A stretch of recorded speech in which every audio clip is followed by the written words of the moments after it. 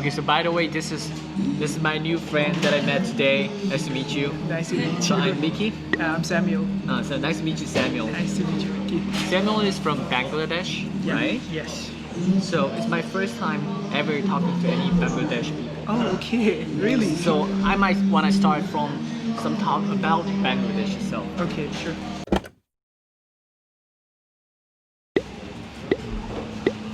How did you get to study? As in, how did I find the passion? Yeah. Okay, that's... Did it start in Bangladesh?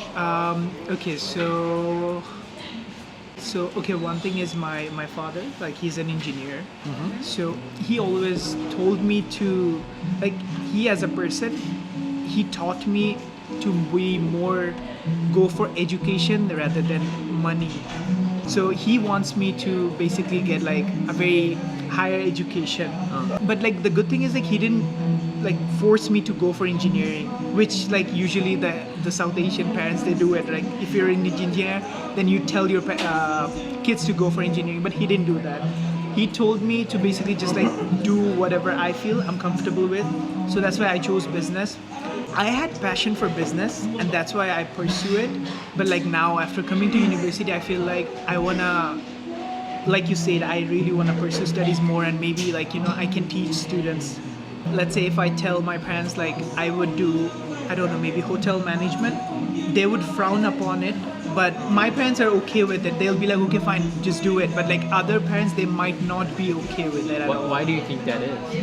Because I feel like they want really good things for their kids and they believe that those degrees would give them achievement and success and all of that, but they don't understand that like right now the world's very, like it's very dynamic and it's changing now. So it's not the old way they used to be, because when they were growing up, I feel like engineering and all of that was more demanding and you didn't have much career options. But like right now, if you look at the world itself, like everyone's doing so many different things and so many unique things of what they like, which is really good. And I think it's kind of a bit hard for some of the parents to grasp the idea.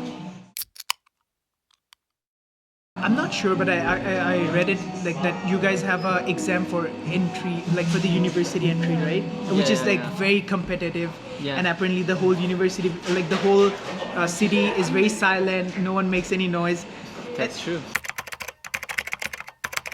Again, like it's something new to me. I don't know how to feel about it. Like, okay, can you tell me like how bad was the pressure? Because you guys went through it, you guys made it to, how did it feel for you guys? I don't think that's something that you can enjoy at all, but you're going through that just because you have such a strong mission that is told by teacher, parents, ever since you're a kid. And honestly, when I grew up, I felt like I was a bit cheated by those parents and adults because like maybe they were being genuine, you know? They're telling advices because that's the world they're growing up with. But when I did, it's already a different world. So that kind of doesn't make sense, right? That is very true. And I did that for 10 years only because they told me that's how it works, right? So for me, after graduation, it's kind of related to why I was doing YouTube. Okay, so can I ask you something? Like, Yeah. What would you guys do to your kids? Like, if you guys have kids, like in the future, would you tell them to go through this whole Korean SAT, or what? How would you guys do it? Like, For me, I won't, but I can easily picture, let's say, because the majority of students still got into Samsung or Hyundai following those advices, right? And some actually did become doctors and lawyers. I'm pretty sure those people will do the same thing. okay. What about you? If my kid wanted to study or like learn something that I want to learn, then I think I spend like a lot of money on education, like if they do. But I don't think like I'm going to tell them like you should go to the university because I think it's all up to them. But would you be proud though if your daughter or son got into Yonsei University? Of course.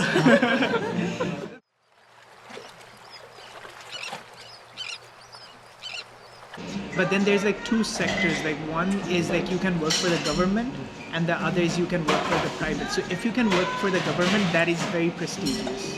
In Bangladesh? Yes. If you can work for the government, that's Has it very always been like that? I would say so, but like now it's changing. I would say because the thing is with the government job, it's more about respect than your money.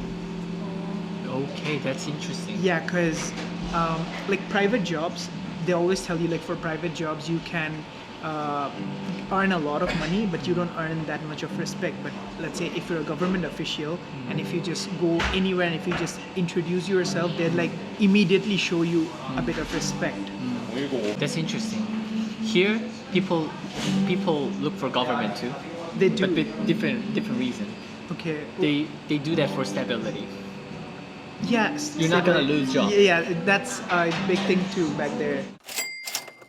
So this is something that happened to me like when I first like went to Malaysia. So I'm a Muslim. Okay. So Sorry? I'm a Muslim. So So let's say, at least that's what my parents and like the people in Bangladesh they follow is like, let's say if my leg touches any part of your body like somebody else, let's say it just like touches like this. Usually people say sorry, right? yeah. But like we do this. It's like a show of respect. So that's this is interesting. okay for me, but like when I did it, because for me it's more of like a action that I do it without thinking, like after coming there, right? So when I did it with like another Muslim friend, I used to think like this is done everywhere in the world. But when I did it with him, he was like, "What are you doing with me? What is this?" More and more people think that it's okay to not get married. Yeah. Really? So Okay. how was No, it? I don't think that's like. No matter who you get married to, I think back in Bangladesh they would still want you to get married. At a certain point. Yeah, at a certain point you have to get married. It's the other way around for me. I really like your hair. I have to spend a bunch of money to get this perm, but you have natural perm. Oh, you got a perm. Yeah. Okay. Spend a lot of money. Have you ever thought about like going to a hair salon or barbershop in Korea? Here? Yeah. No, I'm really afraid because I don't know why, but I feel that since like Koreans are used to deal with like straight hair, my hair, I don't know whether they'll be okay with using it because even in Totally Malaysia. okay. They're all used to it. They're used to dealing with foreigners too. Oh, I talked okay. about it to my designer too, and they deal with because to your hair, to me it looks like quite similar still. Okay. Like, but if you look at really foreign hair, they're really thin. Okay, Very like different. curly. Okay, I get it. Military service is mandatory, right? Yeah. So did you do it Yeah. for 1 year or 2? 2 years. For 2 years. 2 full years. Like, how was the experience? And also, Well- is it just for guys? Yeah, it's just for guys. Why is it that? Right? Like it's weird, but it's funny. No one doubts that. I think it's because if you ask me now, if you make me think about that, yeah, it's kind of weird. But ever since I was young, people have been telling me like you should go to army some point in the future. So I just don't get to doubt about it. And then adults also tell me, you know, women have babies. That's why you're going to army. And that's such a fair story for a kid to accept. So I've never doubted that. But actually these days it's kind of that topic is controversial. a little Yeah. bit. A lot of people get to talk about it. Okay, I'm sorry, I didn't know No, it's that. okay. It doesn't mean we care